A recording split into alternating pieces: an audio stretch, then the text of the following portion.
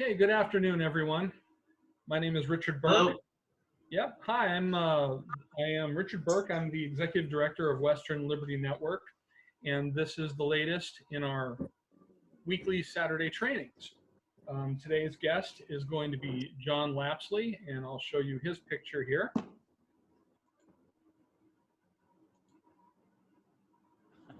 We'll see John in a minute. I'm right here. Yep, he's right there. Okay, and Western Liberty Network, we're a 501c3 organization, and what we do is we train activists how to take responsibility for their own governance by helping them to become local elected officials in the communities where they live, training them how to be citizen advocates, and also training them how to be good campaign volunteers. It's important to point out that Western Liberty Network is a 501c3 organization. It does not endorse or oppose any candidate, political party, legislation, or ballot measure. We just provide training, and we do support limited government principles generally, but we know that those who we train will use the training for whatever they support. It's important to note that because of that, Western Liberty Network has these guests and he has these trainings, and what they say they have responsibility for. The Western Liberty Network does not necessarily agree with whatever is said by participants and guest hosts today. I'm going to ask everyone to mute themselves if they're not already muted, so that we reduce echoes and feedback, and if they want to speak, you may do so at any time. All you have to do is just unmute yourself and speak, and then when you're done, remute yourself, and that way we'll be able to maximize the quality of this broadcast. And with that, I would like to introduce John Lapsley. He is our guest trainer today, and I'm going to ask for just a momentary pause. I'm having a couple of technical issues with my machine here.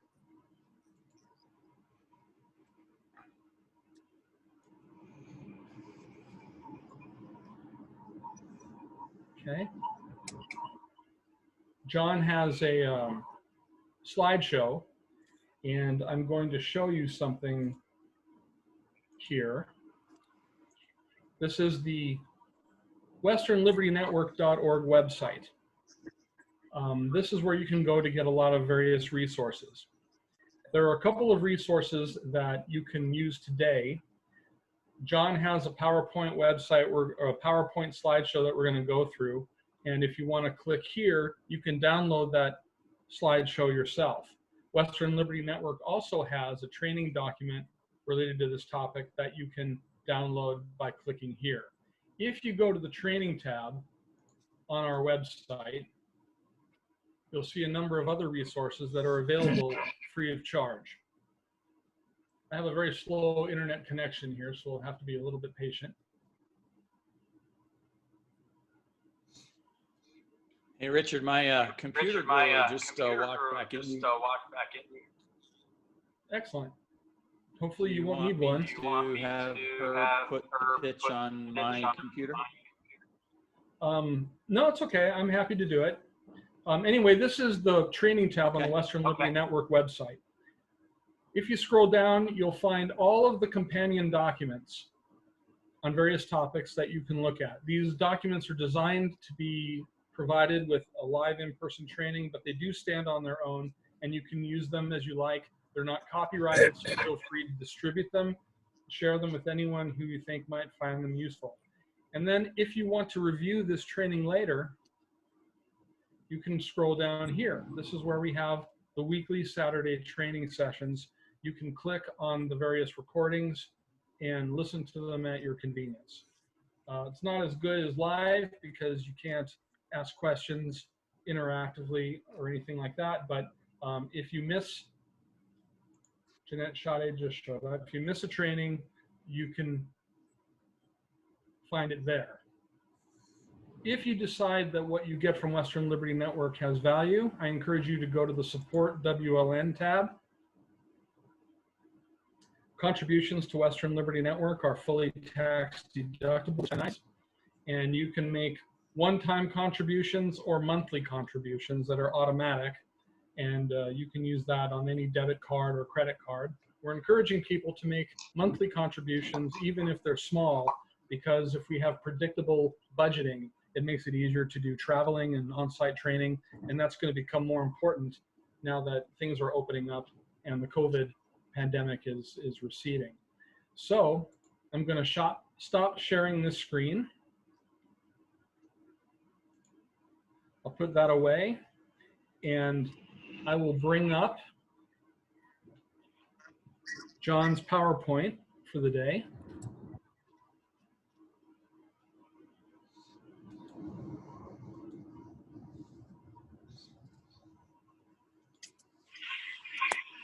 And then I will turn it over to John. John is a high-powered executive. He's worked for such companies as Dow and Reynolds Manufacturing and several others, and he has a lot to share with us. So at this point, I'll turn it over to you, John. Well, thank you very much, Richard. How do I move my little, oh, there, I think I got it. All right. And can we make the slides full screen? Okay. I think this will work. There we go.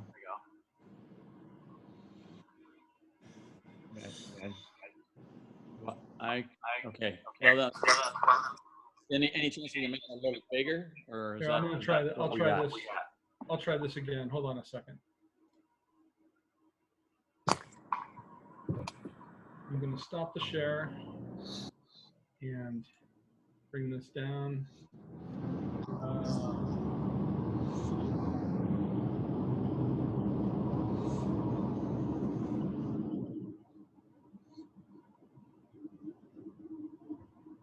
Okay, we're in full screen mode. And I will again share the screen, and we should have it in full screen mode. Okay, is that better? Yeah. That looks good. Well, part of all the facing down, but that's still fine. I'm kind of getting an echo here. It's important that everyone. Turn your phone off. Yeah, Oh, that's me. Yeah, people mute themselves, and the echo will go away. So everyone mute yourself until you're ready to ask a question or make a comment. Okay. If everybody, well, I can see 4 people, so you all just nod and let me know if you can hear me. That'd be great. All right. Thank you. I'll call you John. You're right by my name. Just wanted to, somebody's nodding their head, so you're not hearing me? We can hear you, John. Okay. Well, I'm going to get started. The lady that's 2 down from me was nodding her head no. So that's because there's feedback. Okay, I'm going to mute Janet I think Bailey. Richard needs to mute himself as well. Okay, I'm going to mute everybody. Yeah, Jeanette, maybe that's the problem. Okay, you want me to try again? Yeah. I'm delayed for sure, so I'll speak slowly and hopefully we can pick this up. If anybody's not muted, Richard said, please mute yourself. John, we are getting an echo, a repeat. Everything you say is being said a second time. Okay. All right, well, let me see what I can do to try to diminish this. I just pressed the mute all. Okay.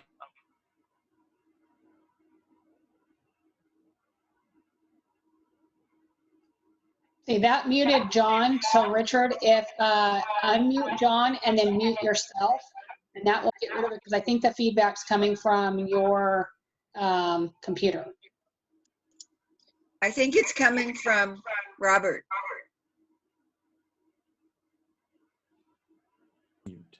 Okay, can you guys hear me now? Yes. Okay, and it's not echoing anymore? All right. Hey, we got magic. The joys of technology. I was laughing this week when I was putting this together for Richard that thank God for my 14-year-old daughter, because I hadn't made my own PowerPoint type presentation, and she just ran in and said, "Show me what you want me to do," and she did it all in like an hour. So anyway, here's to our brilliant kids. But anyway, first of all, thank you very much for having me participate today. I went to my first Western Liberty Network meeting, I guess about a month ago, where I got to meet Richard and Natasha and a lot of people. I see some familiar faces, and my background is in business. I worked for Dow Chemical for about 25 years, and then I was a North American director at Reynolds Consumer Products, handling all the Costco business. And through my career, I spent a lot of time in trade associations at executive levels, trying to promote the messages of whatever industry I elected or was chosen to help out. And I'm Canadian and American. I come from the University of Calgary. I'm deeply rooted in American history. I have a degree in American history and a law minor, and then an MBA. So that's kind of my educational background. I've been retired now for about 5 years, and without going into too many specifics, because I was counseled by Richard, I should say, I was gravely disappointed in the outcome of the election in November, and I decided, rather than be continually upset, that I needed to do something to give back. So this is my first foray into it. Be gentle with me. I haven't done a presentation like this with a bunch of slides in a while, but I think there's some really good information in here I gleaned from both Richard and a number of other people I've worked with over the last 30 years. And as much as things change, some things do still stay the same. So I've got this 3.5-hour presentation. Okay, I'm kidding. It's an hour. And I just wanted to see you. I'd catch a smile, and I see I got a smile from Janet, so that's good. So Richard, if you want to move to the next slide, that'd be great.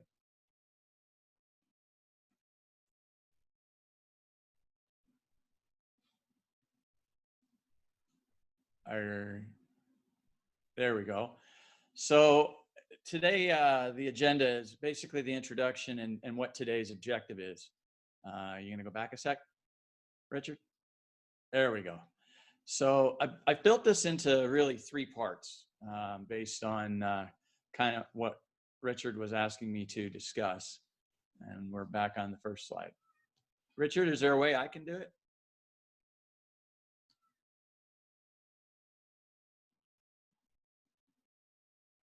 Richard? There we go. There's the first slide. So I basically built this into 3 parts, and I guess with the difficulties in the discussions with the echoes and stuff, if you have a question right off the bat and you want to ask, please do. This is really kind of a little bizarre from my normal protocols of standing up in a room full of people, but at least I didn't have to wear a tie today, so that's nice.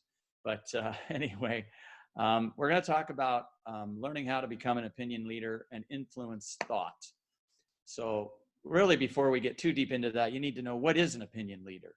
And, how do you establish credibility as that opinion leader so that people will listen to you? And then once you've kind of understood those basics, you got to expand your sphere of influence, meaning, get beyond the circle that you're in. And then utilizing the capital you build to accomplish your objectives. We're getting ahead of ourselves again there, Richard, but I guess that's the way it's going to be. The second part is going to be managing effective meetings. So obviously understanding your target audience. Your target audience may not always be the exact people who think the way you do. That would be just wonderful if it always worked that way. But as we've seen, certainly in our political last couple decades, we don't always have everybody thinking the same way. How to develop powerful learning outcomes. So how do you achieve that outcome that you want to have achieved and make sure that it's something they can walk away with that they may be able to use themselves? And finally, you know, the skills of opening and closing a meeting, you know, it keeps it going to the point where you have left everyone with a message and they've got it, and you're able to walk away knowing that you've accomplished your objective. And finally, I'm going to wrap that up with the responsibilities of leadership.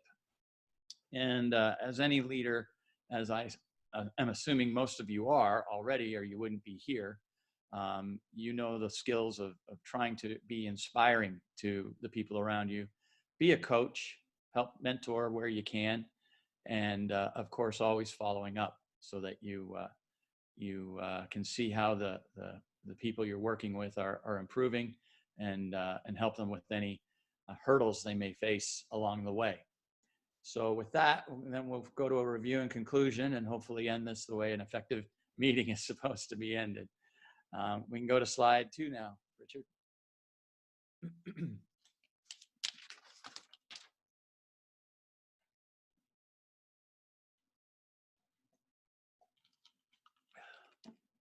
So what is an opinion or thought leader? Opinion or thought leaders are people that others will look to for information on any given topic or subject. So you're obviously going to become the SME, the subject matter expert in whatever area of it that you want to be in, you know, whether it's looking at policies, finance, growth and development, areas like that. And you become that subject matter expert so that you are needed by a grander group of people to help and facilitate whatever it is that they want to accomplish.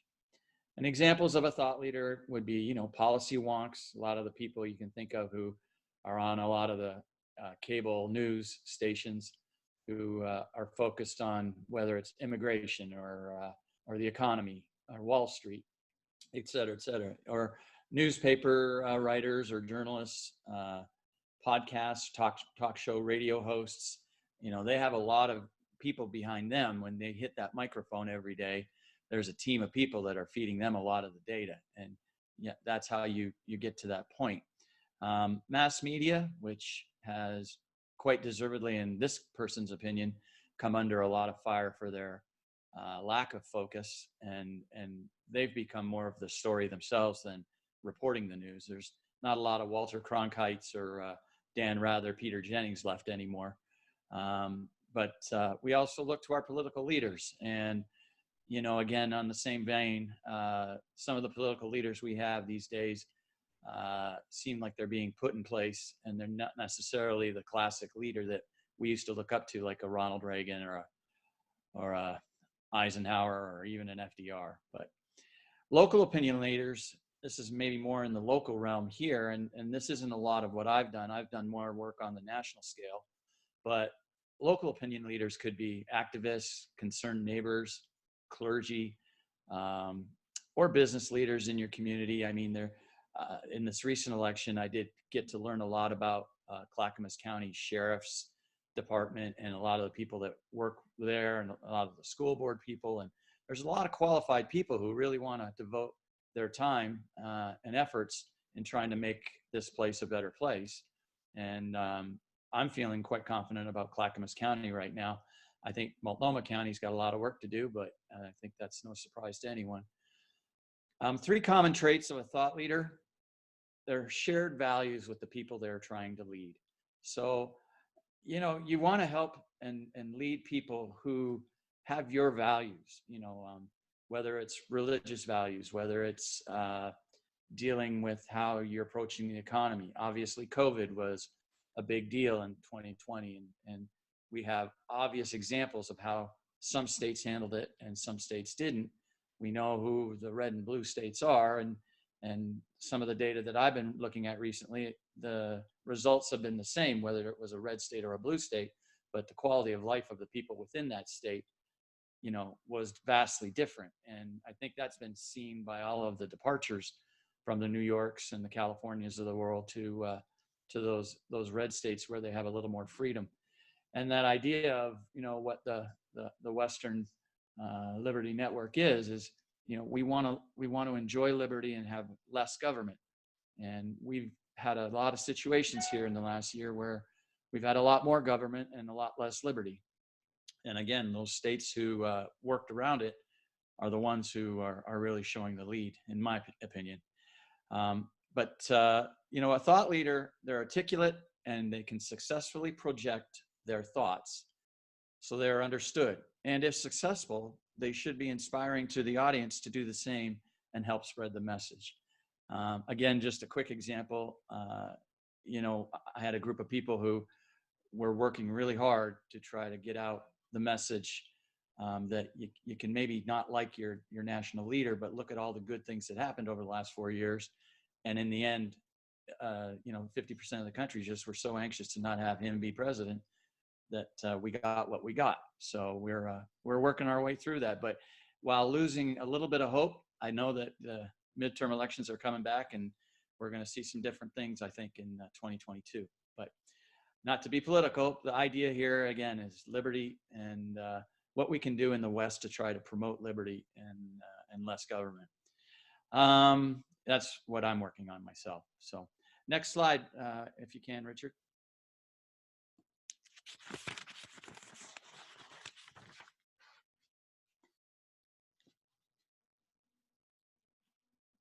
Establishing credibility. Credibility as an already chosen leader. So assuming you're already the leader of a group or an organization, and showing that credibility is really something that you can do through presentations, having them understand why you are a subject matter expert on any political realm or business realm or what have you. And any of these people can be a public official, assigned commissioners, school board trustees, et cetera, et cetera, et cetera. So we all know some of these people. I would be shocked if some of these people aren't in the room today. Thank you for what you do. And that's another thing, is the people who are putting in that private family time and effort really do deserve our thanks for what they do. Being a knowledgeable resource in your chosen field or perhaps previous career is really a help.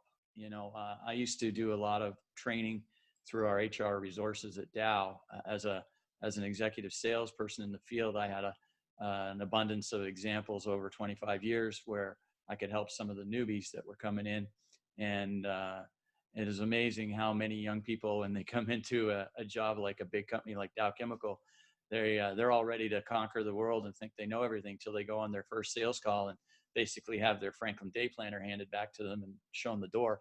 So there are a lot of different things that can happen. But becoming a volunteer is always a good thing. I mean, we see it in the ads on TV, but there's so many organizations that can use our help, whether that's Kiwanis, Veterans of Foreign Wars, American Legion, Rotary. I've been involved with many of these types of groups. I've been in Kiwanis. I do a little Rotary work up in Calgary, Alberta, where my home is. They all need people to run a function or be a secretary or be in charge of all the finances and do the final review of a function that was meant to save money. Also, people to go out and seek opportunities to see where you want to devote these funds that you maybe have done fund development for. So I think becoming a volunteer is a great thing. My recent years, I've been very supportive of the Salvation Army and Goodwill. And it's not too hard to help those kind of folks out because they'll take anything that you can do to help them. But anyway, that's establishing credibility.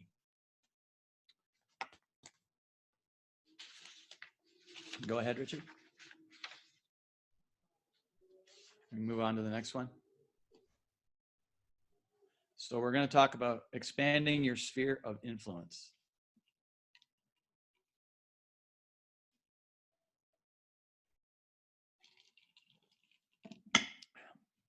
One of the things we always used to tell a lot of our young folk as we were climbing the corporate ladder is to always escape your comfort zone. It's very easy to talk with people of like mind, like attitudes, similar objectives and goals. But if you really want to grow your message, you need to identify who specifically you need to influence.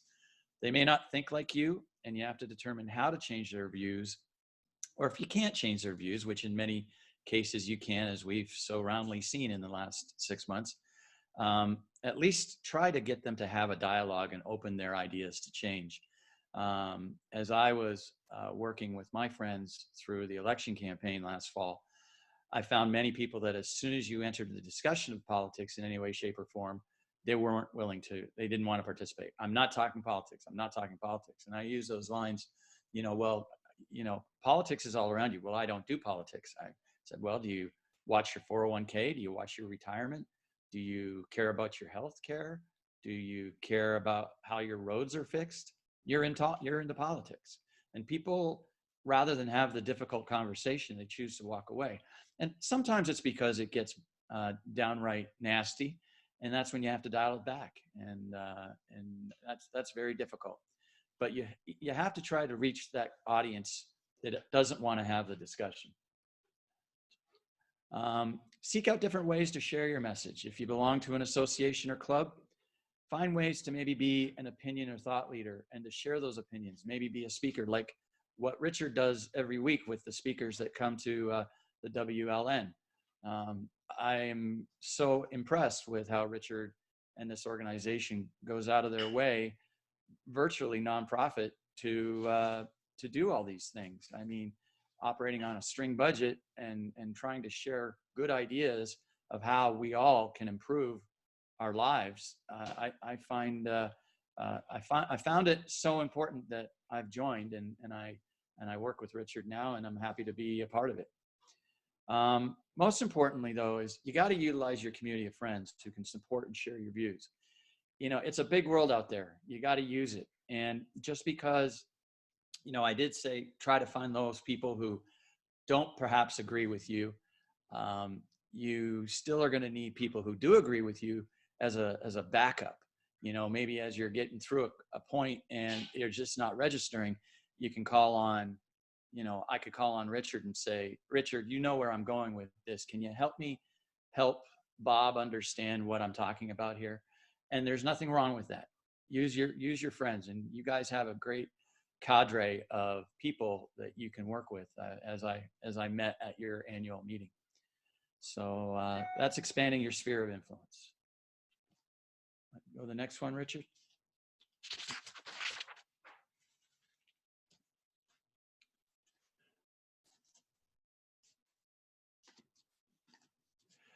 Using your personal capital you have already developed. What I mean by this is getting involved as your time will permit. I mean, we all have families, or we likely have families. My daughter's playing volleyball and softball, sometimes both in the same day, 5 days a week, and you just got to work around it. And it can be challenging, but as a wise advisor to me when I was in university, and I'll take 2 seconds just to say I was president of fraternity. I played football. I had a part-time job, and I had a full course load. And 2 nights a week, I was in a recording studio doing radio and TV jingles. And like every minute of every day was taken. And I look back now to those days, and I kind of wonder how the heck I did it. And I remember a time, Dan McGregor was his name. He went to the University of Oregon, but he was up in Calgary. And he handed me this huge project. And I go, Dan, you know what I'm doing. I can't do this. I can't commit to doing this. And he goes, you want something done well, give it to a busy person. It always gets done. And I did his project, and it got done, and I somehow graduated, and everything else worked out. But it is amazing how busy some people can say they are. But if they learn time and organizational skills at an early stage, they can fit it in. You just find a way. And I'm sure everyone here is in that realm at some point in their life, or maybe even today. Endorse campaigns wherever you can. We all know people who are concerned with our future and our families' futures. Make your voice be heard. That's definitely what I'm doing. And I'm trying to make my voice be heard a little bit every day when I meet strangers. And when anybody, I don't initiate political discussion, but I'm so thrilled when it comes up, because I can learn their opinion very quickly, and I can start to decide, is this someone I can change, or is this someone who thinks like me, and I can learn more about the way I want to be and the way I want the world to be. And it is, I find it, for me, exhilarating. That's my hobby now. I don't play guitar as much as I used to, and and I don't read as much other than what I want to read about what's going on in the world. But boy, when I can meet somebody over a glass of wine or a beer, and just sitting around and be a complete stranger, it can sometimes really be fun. And so that's my life. But when you're arranging speakers, make sure they're knowledgeable on a given subject, and that they might be able to help you move that message that you want delivered. And be bold. Don't be afraid to be public about your thoughts, hopes, dreams for a better tomorrow. I freely admit that in the run-up to 2016, I was promoting President Trump like crazy, and there are a lot of people who really didn't appreciate any of the opinions I had about less government, less taxes, more ability to manage your lives. You'll come out better. And after he was elected and all the good things happened, many of them agreed that was the right way to go. But geez, we just hate the guy. And I go, it's okay to hate the guy. I get it. But do you hate all the good things that are happening in your life? We didn't send anyone away to war. In the first month this year, we sent people to Syria already. So these are things that people need to really think about if they will allow themselves to think about it. But like old counselor used to tell me, there's no time like the present, which is why it's called a gift. So Richard, next slide.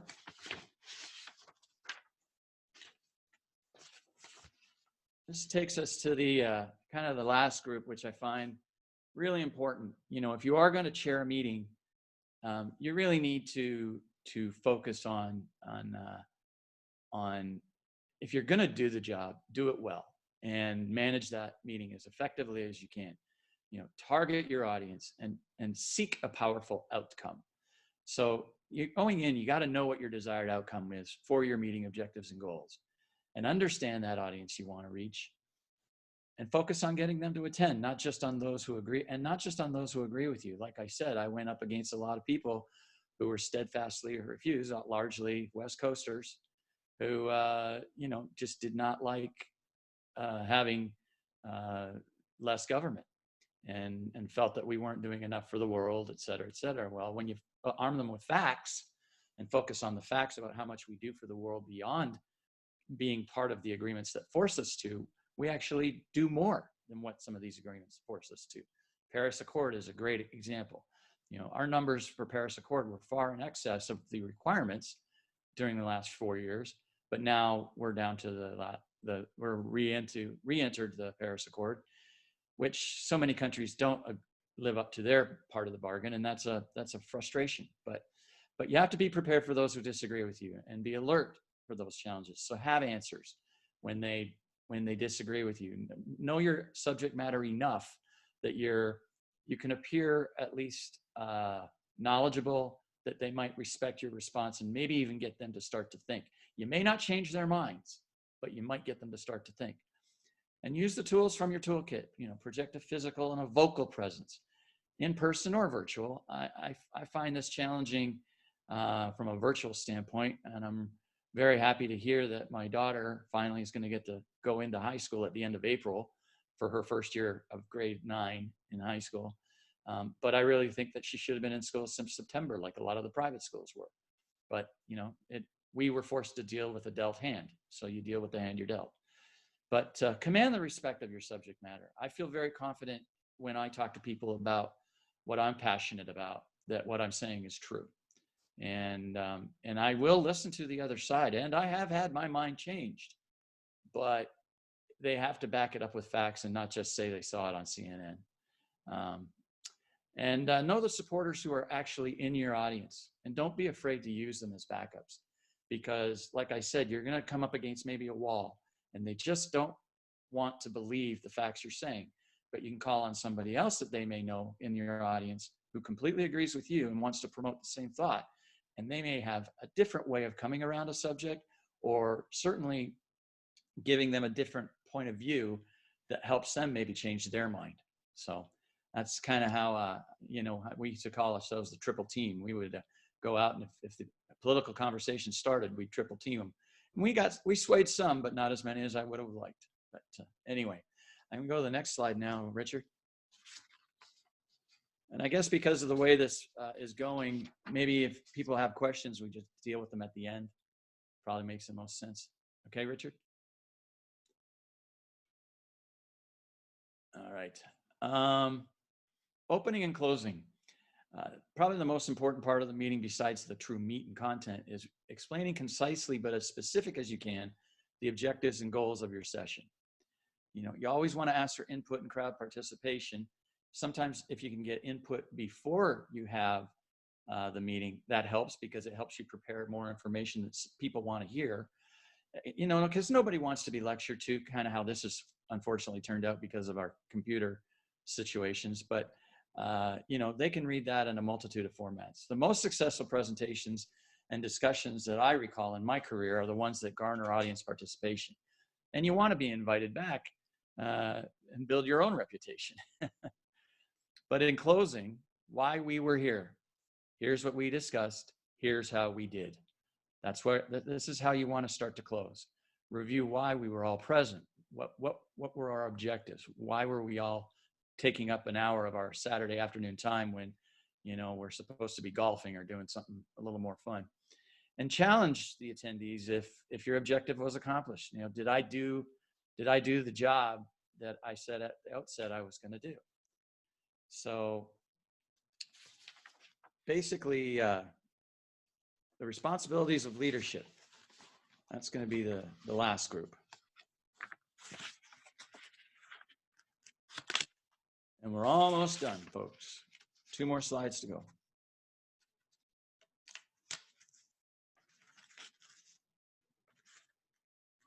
Hey, Richard, the next slide. There we go. Got it. Thank you, Richard. So the responsibilities of leadership, and I took this off of the Humphreys Consulting, which were part of the 7 Habits of Highly Effective People, which was a course we had all our people do. But you need to be inspiring. Being a leader is not only to be present, but to be impactful. You need to drive what you're looking for and have people really pay attention to when you're speaking. You know, when I used to give presentations, I walked back and forth just to see whose attention I was getting, and was I getting everyone's attention? And you know, and cheesy things, but you do it. You know, all right, guys, everybody ready? You know, and you would do stuff like that, and driving that action and accountability with that unified focus really gets you to where you want to be. And you are looking for people to be accountable for what it is you're driving that you want them to do. And they need to own that accountability so that they are also unified in trying to achieve the common goal of the entire group. And so you do need to adopt a leader's mindset. You need to seize the opportunities and influence those future leaders, people around you who you know that they've got skill. They maybe just don't know it even themselves yet. Or they're trying and they maybe need just a little coaching along the way. And that's why I have, you know, the next one, be a coach. You will inspire others. You can help them expecting nothing in return, but witnessing their growth and future success. I love to use an example of my dad. God bless him, he's gone now, but my dad was the smartest man I ever knew. And he was a great father, but he was an amazing businessman. And I asked him one time, as he was promoting so many of his young salespeople up the ladder, to the point that a couple of them ended up being president of the company, and he wound up working for them. I said, Dad, you know, you could have had that job. And my dad say, Johnny, it doesn't matter. They got the job. I got to watch them improve and grow and succeed. That's all I needed. I mean, I'm happy. I'm doing what I want to do, and I get to see these people grow up and do great things. So it's a giving, you know, not to be too, you know, crazy about, you know, not looking out for yourself, but it is really inspiring when you feel that you've done something to help another person. And I was lucky enough to have a couple of examples like that in my career. Nowhere to the extent that my dad did, but a few in my career. There's always simple things too, especially these days with the internet and Google this, Google that. My 14-year-old, as she showed me last night, there's lots of courses and seminar programs to aid and support anyone's growth. And as you've seen just with Richard's website, all those different classes and lectures and courses and presentations that any of us could learn from. And I plan to use those myself moving forward. And then if there's a few people, and I have a few still in my life, that you really care about because they struck a chord you track their progress, whether it's weekly or monthly cup of coffee or a happy hour visit. You get to enjoy their company and find out what they're doing. And every once in a while, if they're having trouble, you know, I used to, my boss would tell me, he said, well, you've really got two sales managers, because you call me and you already have the answer, but I'm betting you called your dad first. And I'd laugh and I go, yeah, I did. And my dad was a classic sales manager. He'd go, well, I hear your problem, but well, what do you think you should do? I said, geez, Dad, if I knew what to do, why would I be bothering calling you? And he goes, well, just give me an idea. And I'd give an idea and he goes, well, that's a good idea. And I'd try to do that too, but have you thought of this? And then bam, he'd give you something. And so now I do that with a couple of 20s and 30-year-olds, 20-somethings, 30-somethings who are, these guys are also desperate to have president on their title by the time they're 30 and think they're going to make 180 grand a year.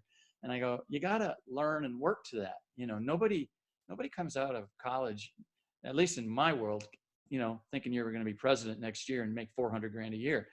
I think we have kids today who actually believe that that can happen. And maybe if you're a .com brilliant, you know, internet guy, maybe that can happen. But majority of us regular folk, you got to work for a few years and get some skills. And a university degree or a college diploma, that's the invitation in. After that, it's up to you. But anyway, that's my little blurb on leadership. So now we'll see if I accomplish my objective with the last slide.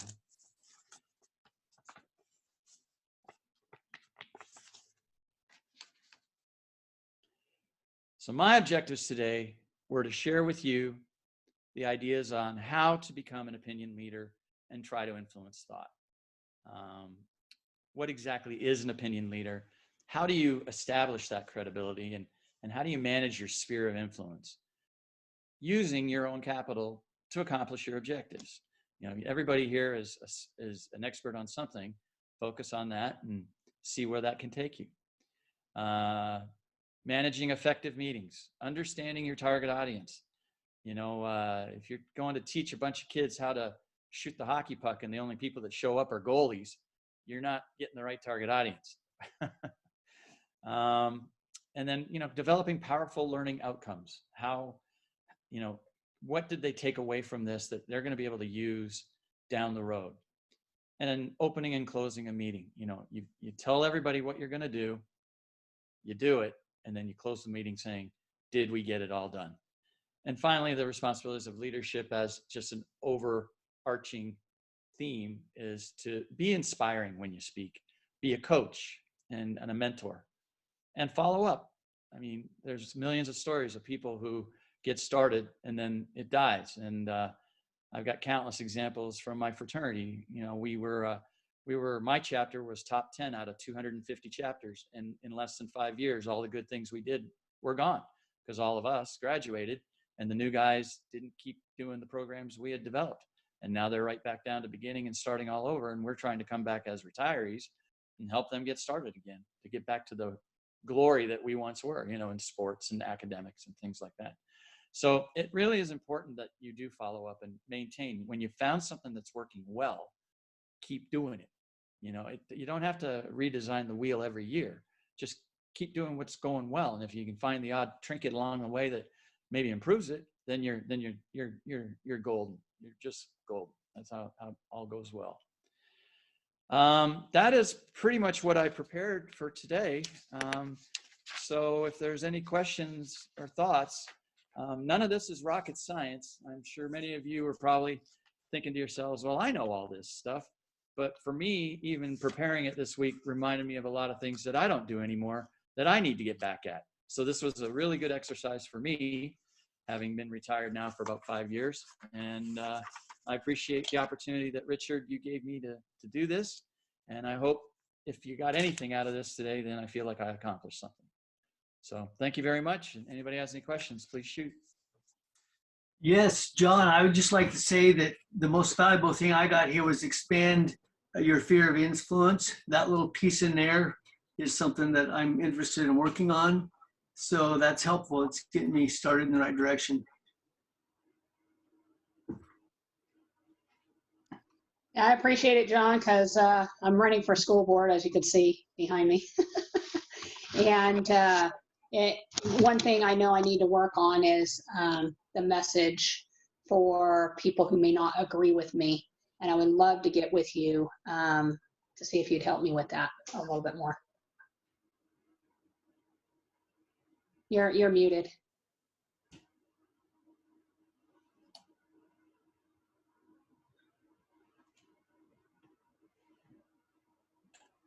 I'd love to meet with you, Jeanette, and I've got lots of ideas because I certainly think so many school boards across the country have made bad decisions. And having spoken with you just for a few minutes, I know you're exactly who your school district needs. And it's a shame that more of you aren't running for Multnomah School Board. But we'll fix them one at a time. And getting you in Beaverton would be great. So I'd be happy to meet you. You've got my contact information, so feel free to call me anytime. I didn't get that, but I just put mine in the chat box. Okay. And just for anybody else who's in Washington County, I sent out an email because I have my hands in many fires. So if you're a PCP or on some other list that I ask people to send out, we are going to put together a candidate training or potential candidate training on how to be or what you need to do to run for a school board or a city board of some sort, from filing to Orastar to voter pamphlet statement to messaging. So if you want, my email's there, my phone number's there, and you can contact me. The training's going to be Wednesday from 6 to 8, and with Patrick Sheehan is going to do the training. I sent a message to you, Jeanette, and I'm very excited for you. I really hope you win. And I guess my only question is when is the election coming? May 18th is the election day. And of course, ballots get mailed out about 2 weeks prior. So beginning of May is when ballots will be mailed out. Well, then I'll catch you offline and we'll figure out a time. Maybe I can come over for an hour or two and we can go over some stuff. Fantastic. I appreciate it. No problem. A couple of things I'd like to add is we're going to be contacting candidates. They're all filing right now. And we're going to find limited government candidates running for offices. There'll be about 4,000 of them this spring.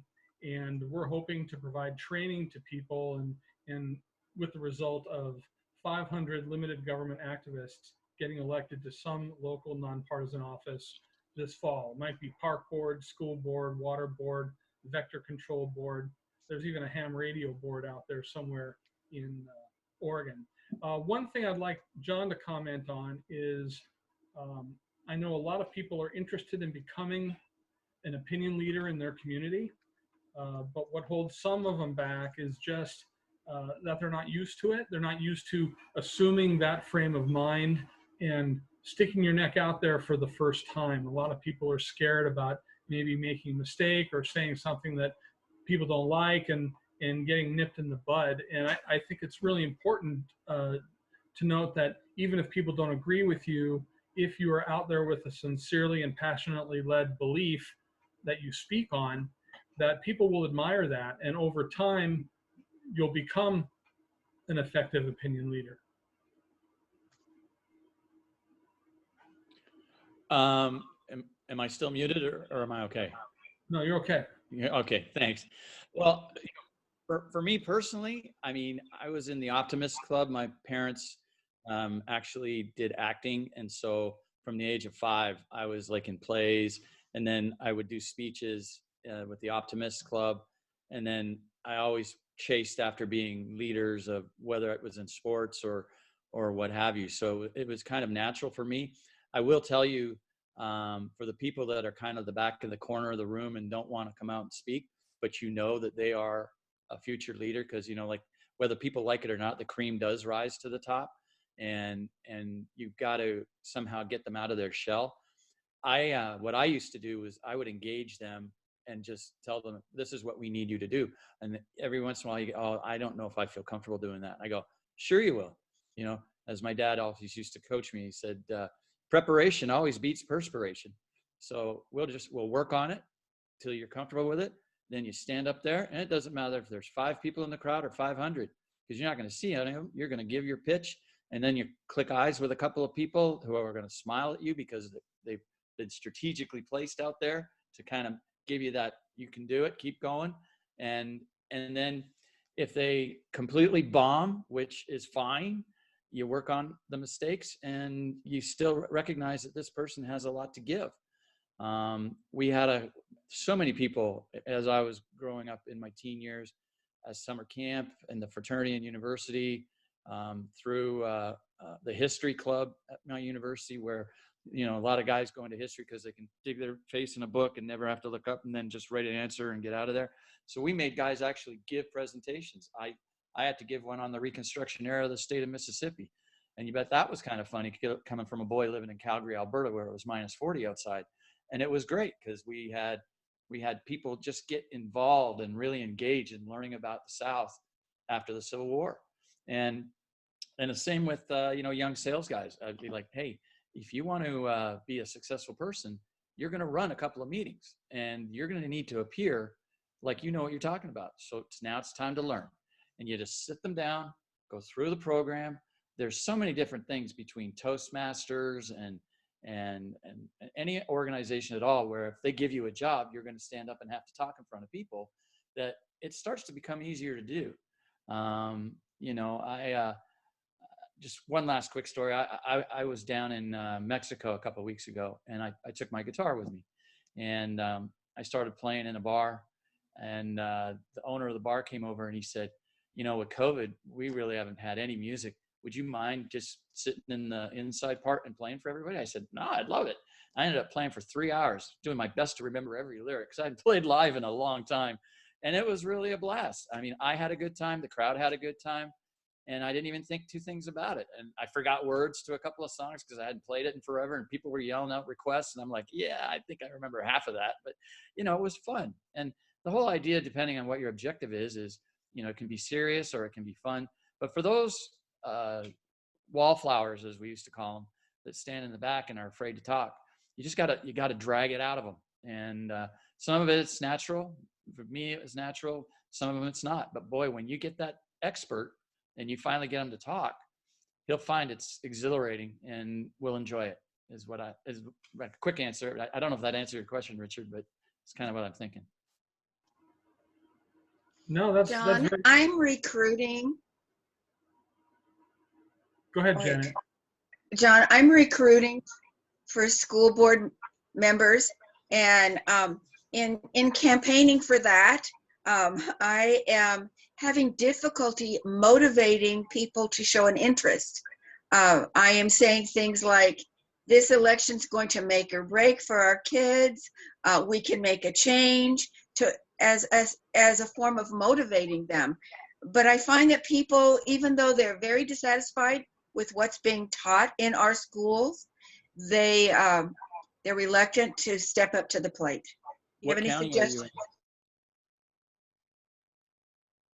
I was saying, what county are you in? Oh, I'm in Tigard-Tualatin, but I am working in Clackamas County, Multnomah, even Multnomah County, Washington County, even Yamhill County. So I've got things. Jeanette knows. She sees I've got things on Facebook. And do you have any suggestions? Yeah. I mean, obviously, you know, you can, it depends on what kind of a budget you may have. And I'm going to assume it's probably not much of one.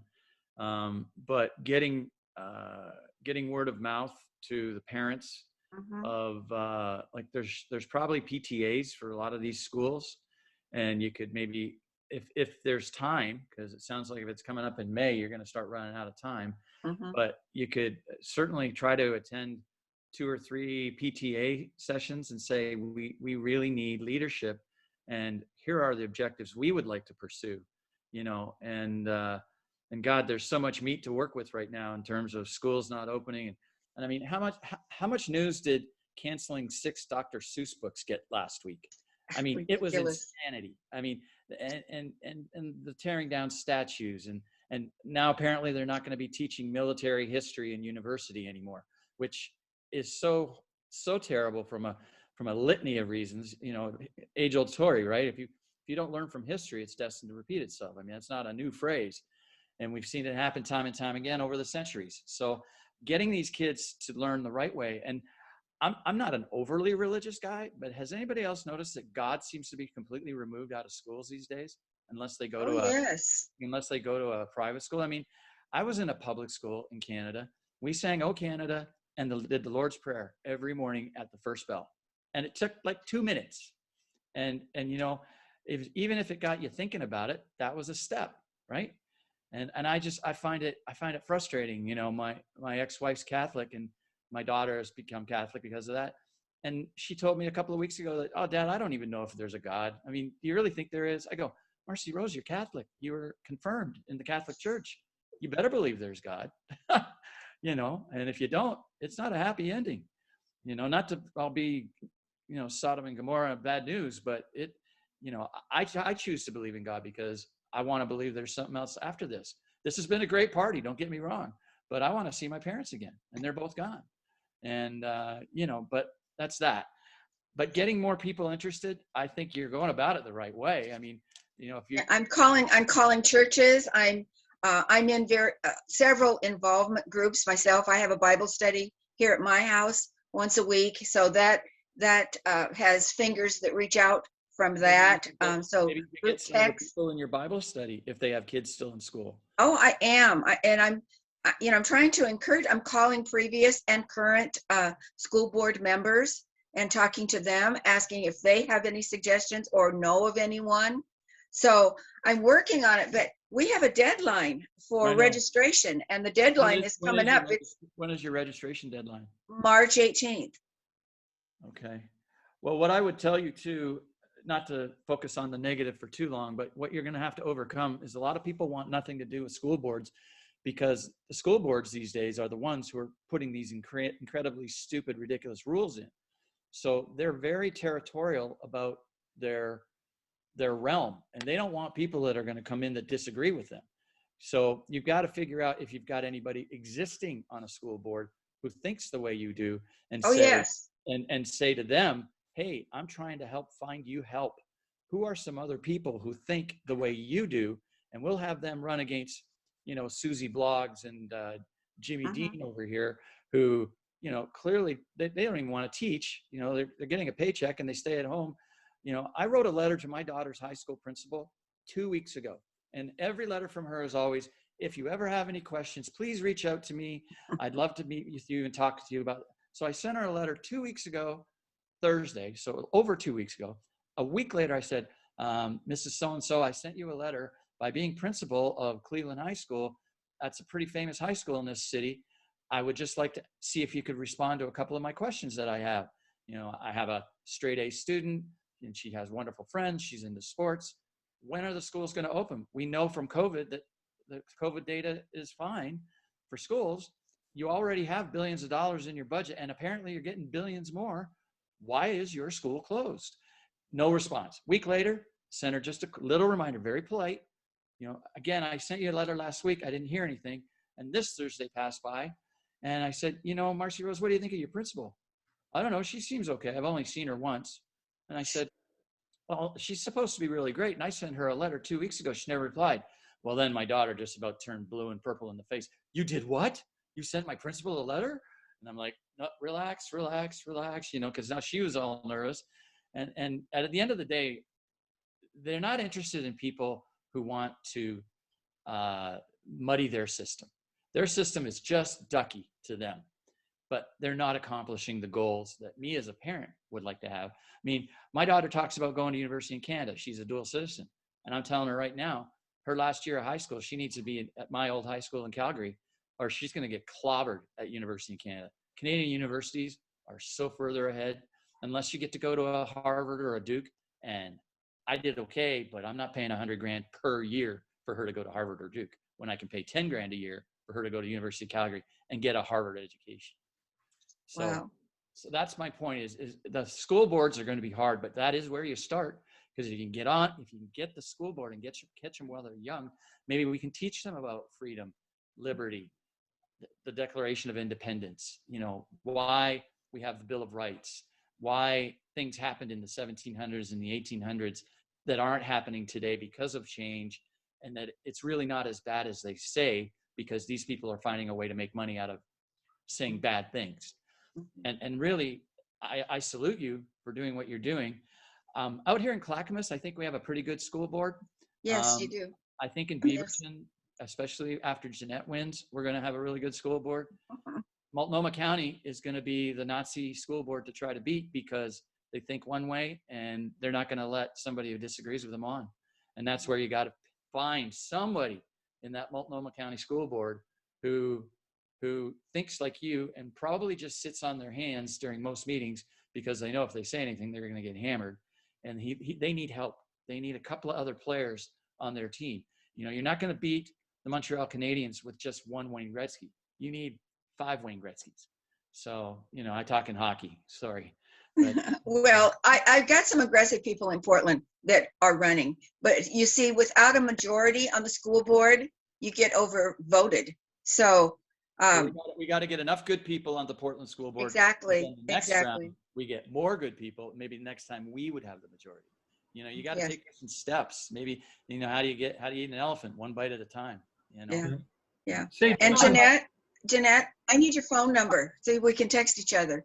Rod Cooper has a question. Yeah, I was just gonna, trying to help Janet out, was when she's finding people who are not satisfied with the schools, ask them if their parents might be available to run. I'm a grandfather, I'm running for school board because my children are not happy with what's going on in the grandchildren's Yeah. school. So since I'm retired and had more time, I remember being busy raising my family, and I was tempted to be part of a school board, but it was just like I felt like I was too busy.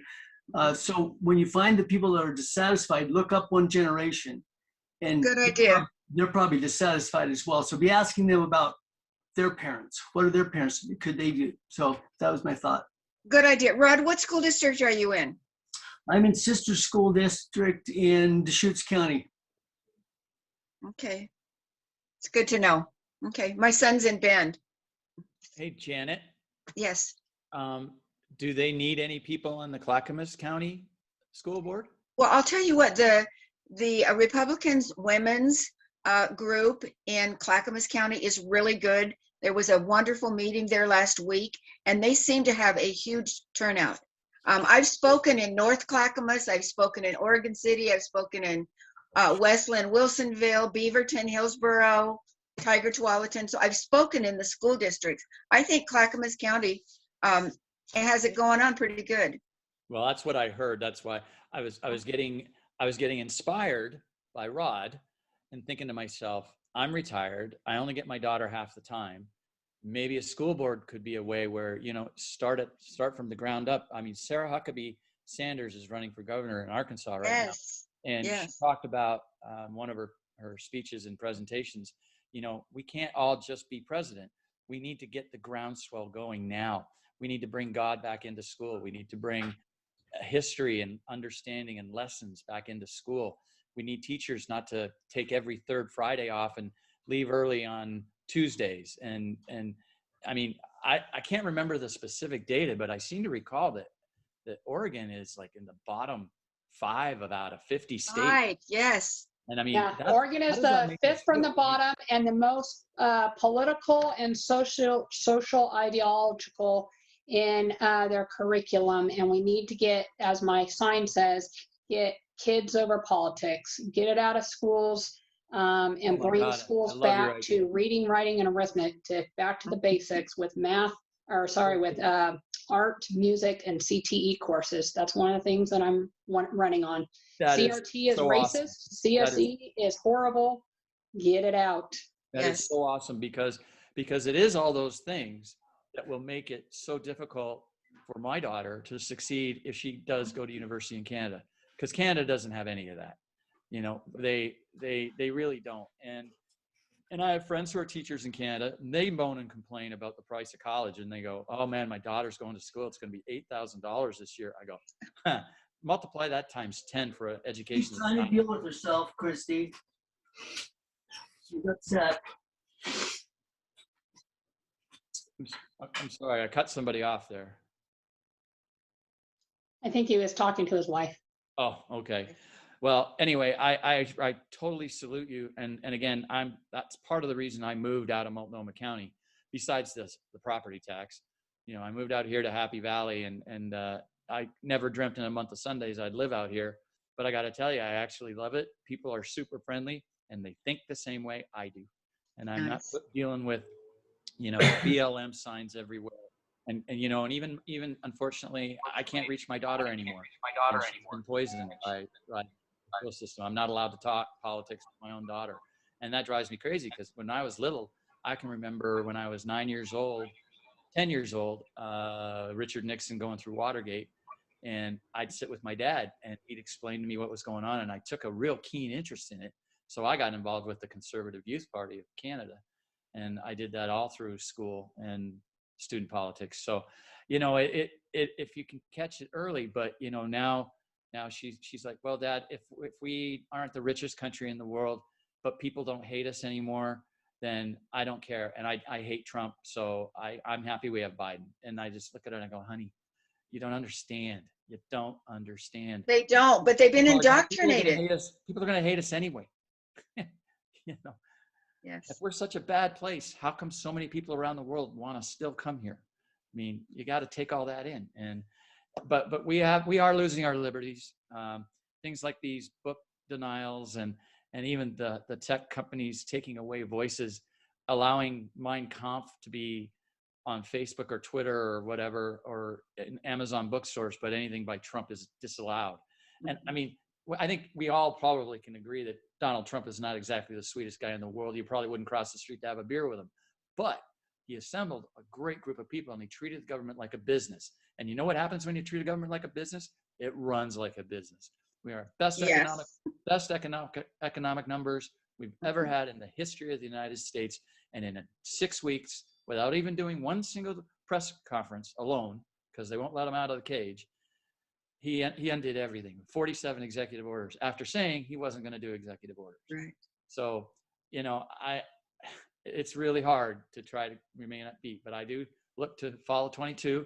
We'll get the Senate and the House back, and it won't matter because Harris will be president by September or June. I mean, Yeah. At what point, and I know we're not supposed to talk politics, so I won't ask Richard because I think he has the same opinion I do. But, you know, at what point do they finally say, okay, Biden, we held him in his house all summer. He wasn't a normal electable person, but we just have to get rid of Trump. So now Kamala Harris is going to be president. And thank you, Joe, for coming out and being the face. Well, let's not talk about voter fraud. But thank you, John. But thank you, John. You've given some good information. I appreciate it.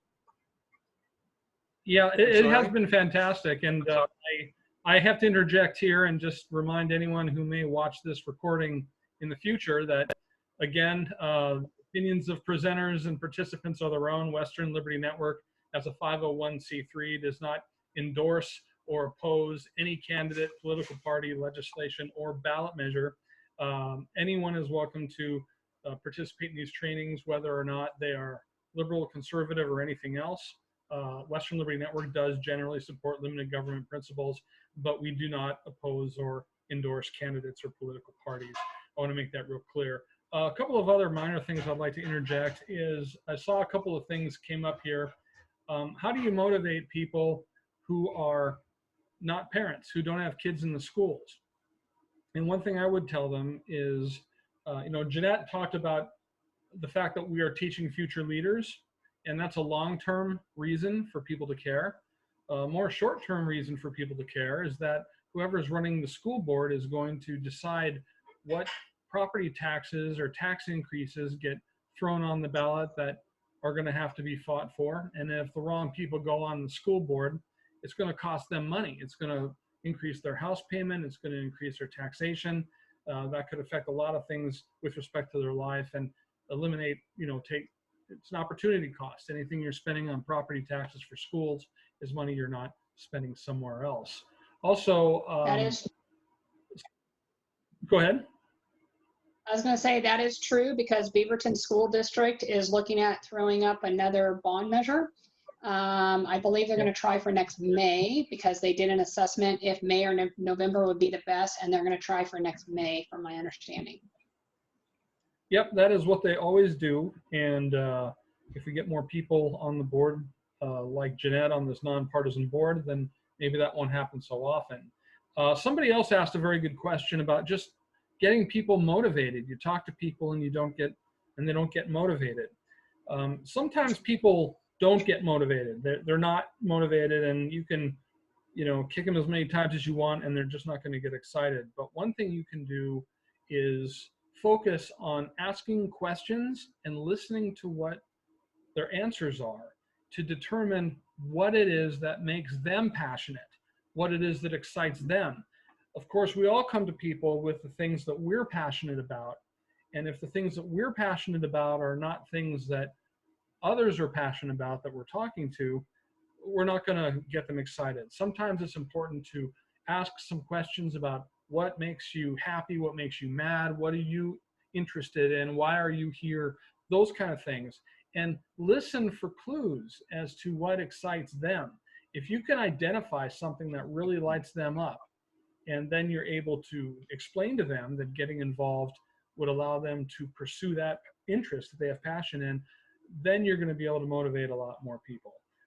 I just saw those things coming by, and I didn't want them to get lost like tears in the rain, so I thought I would interject there.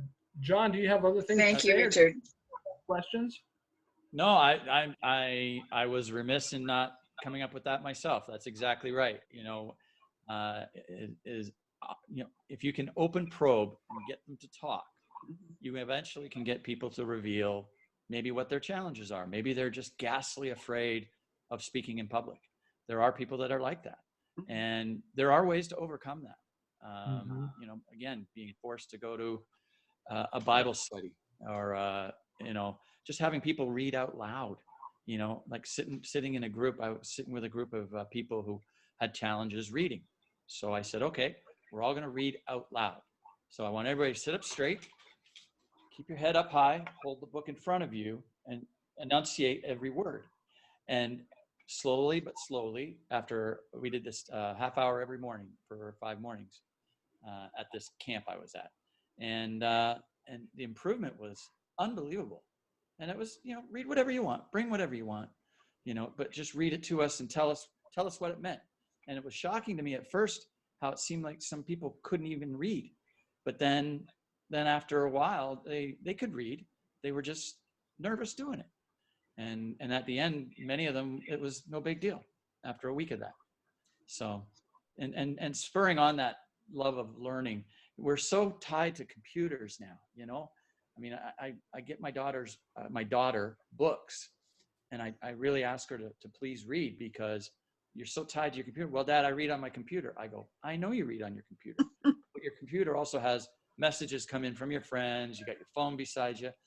Put all that down for a half hour, and here, I want you to tell me about the Constitution. Oh, that's boring. I go, it might be, but why don't you read a bit of it to me and ask me questions about it, and I'll tell you how exciting it can be, because we can talk about how it was done, when it was done, why it was done, the problems that were going on at the time, and make it into a story, And that's what makes good teachers. That's why history usually gets such a bad rap. History teachers are drone on, and you can't wait to get out of class because you slept through most of it. You get a history teacher that can imbue enthusiasm into you. Man, it's the greatest course you can take at school, for me. But anyway, does that make sense, Richard? Yeah. No, that's fantastic. We have to start taking. I think when it comes. Oh, go ahead, Rod. I was just going to say that I think when, as Janet's trying to find people run for offices, if you ask them enough questions where you find their passion, they'll be able, and then try to mold that with what John was saying. If you got passion about something, you can speak to anybody. So find their passion, and you won't have to worry about them being a good speaker, because they will speak the passion's in the heart. They'll speak their heart. And so, yeah, keep looking ask the right questions to find their passion, and then elect them. Thank you, Rod. And Janet, for what it's worth, I know I'm not in your zone or area, but if you have a couple of people who kind of think like we do, I'd be prepared to come over and have a cup of coffee at night with a group of 3 or 4 of them, and just see if we couldn't take that passion out of them to really kind of garner their enthusiasm to try to run. And then you Okay. got to make it easier for them to run, like not just the mechanics of speaking in front of a group of people or at a board meeting, but who's going to do signs, who's going to, where's our funding going to come from? How are you going to, I guess Jeanette's right in the middle of it, so she can probably coach a lot of people on how to figure all that out. Mhm. She's great. Yeah. One Yeah. other thing too. I is that- appreciate what Jeanette's doing. Yeah, Jeanette's awesome. One thing that also will help people is to let them know if they haven't taken the lead before, if they haven't put themselves out there before, is to let them know that they're not alone. Let them know that you are behind them and that you support them, that there are other people who are behind them and support them. Let them know that there are resources that they can turn to. For example, if you want to be a better speaker while also becoming a local opinion leader, I encourage people to join a Toastmasters chapter and improve your speaking skills while meeting other leaders in the community, or turning to a website like the National Association of Parliamentarians and getting involved with them so you can develop skills in leading and participating in a meeting. And of course, Western Liberty Network offers a variety of resources to people who are interested in being candidates, serving if you get elected, being a citizen advocate, or being a volunteer. So if you let these people Richard, know I think that's not alone, then they'll be more likely to go Mhm. forward. Go ahead. Somebody was that's a speaking. really valuable resource. Sorry. No, you're fine. You're fine. It's about 2:17. Okay, I'm sorry. I didn't want to interrupt. No, you're okay. I have to apologize. My internet connection is by satellite. It's very slow today, and that's why there's lag in some of the communication and the slides. So I apologize for that. I'll make sure that I've got faster network next time we do this. But anyway, It is about 2:17 in the afternoon. I want to keep the promise of not taking too long in the afternoon.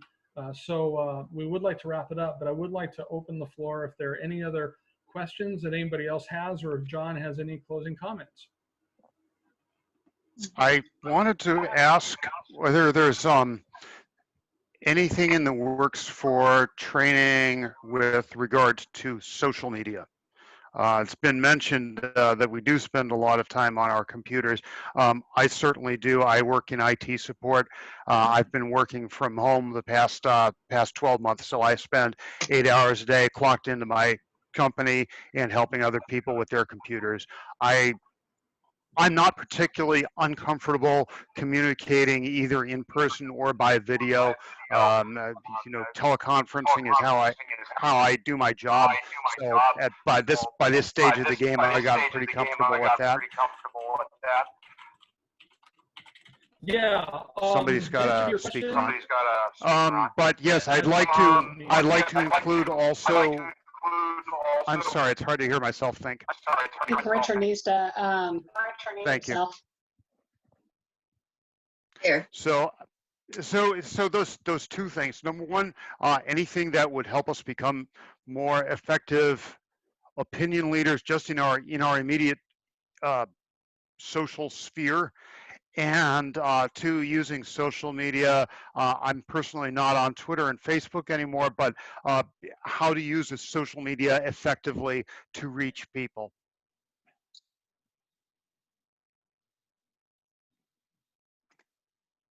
Okay. The answer is that there are resources.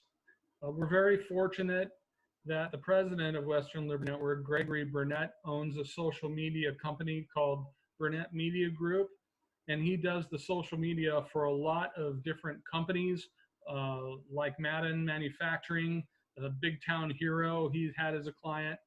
He had the Blazer or the Winterhawks as a client. He knows what he's doing, and he's also doing the social media work for Jeanette, who's on this call. He has put together some training for us. We have 2 resources from him already. There is a training from him that will be up on the Western Liberty Network website, the training tab, by Tuesday, that he did a few weeks ago. He was a Saturday trainer. And also the conference, he did a unit on social media communications, and we have recorded that conference, and I can make that available to you if you'd like to see that. But we're going to develop a lot more from Greg along these lines. And of course, because technology and social media move so fast, we're going to have to update it periodically. But we are going to be providing more, and we do have some already. So I hope that answers your question. You guys are all Okay, is too there anything good. else? I'm doing Thank my you best not to very do much. any of that. You're all good. What's that? Thank you, John. Hey, thank you, everyone. I appreciate Thank getting you, to do John. this. It was a lot of fun for me, having not really done anything like this in a while. So thanks for allowing me to join your group. And Jeanette, I look forward to talking to you. And Janet, look forward to talking to you as well. And Richard, call me anytime. Sounds Okay, good. Thank you. All right. Be here next Saturday. We'll have another great session, and God bless all of you. Take care. Thanks a Thanks, lot. Richard. You too. Bye. Bye-bye.